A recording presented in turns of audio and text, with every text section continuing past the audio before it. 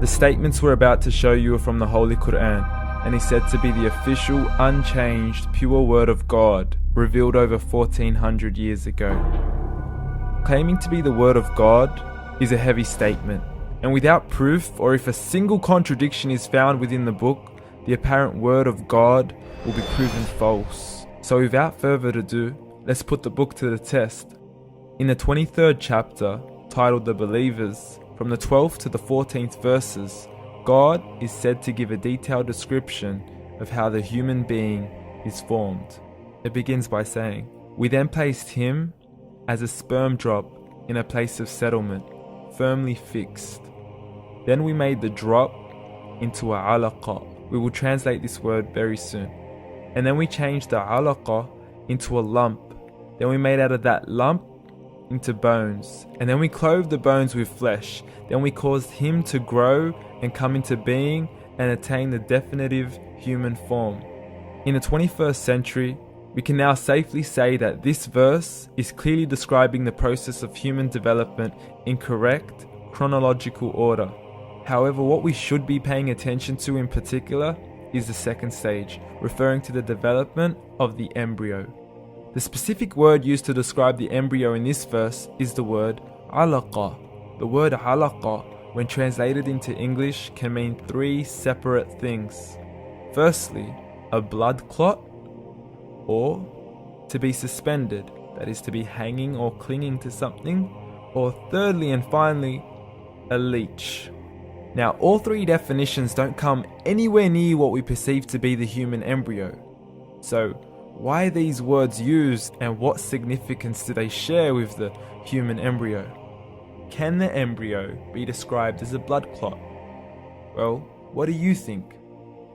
In the third week of embryonic development, a tubular heart joins with the blood vessels to form a primordial cardiovascular system, and by the end of the third week, the blood is circulating and the heart begins to beat on day 21. The first thing that comes to mind in regards to being suspended or hanging is the umbilical cord. But we can't use that example because we are simply referring to step 2, before the baby has even formed.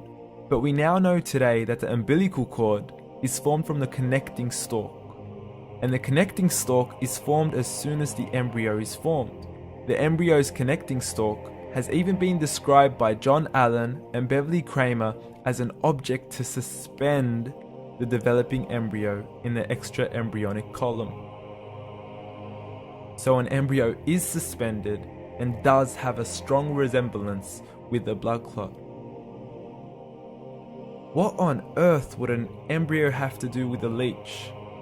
Figure A shows the structure of an embryo at 25 days. Figure B shows a leech. Now please note once again that the embryo in this stage is no greater than the size of a kernel of wheat. This is an X-ray of the embryo at 22 days. This is the internal structure of a leech. It's mind-blowing stuff, but you still haven't seen anything yet. This is the head of the embryo at 22 days. The detail you are seeing right now is absolutely impossible to be seen with the human eye and can only be seen with a microscope. This is the back end of a leech. There's no other words used to describe this other than mind-blowing. The pictures we have shown you are impossible to be seen with the human eye or even to be predicted by the human mind. Once again, the verses we have shown you were revealed over 1400 years ago to a man who couldn't read nor write. Are these the words of God? Descriptions of the human embryo in the Quran cannot be based on scientific knowledge in the 7th century. The only reasonable conclusion is that these descriptions were revealed to Muhammad from God, from God, from God, from God.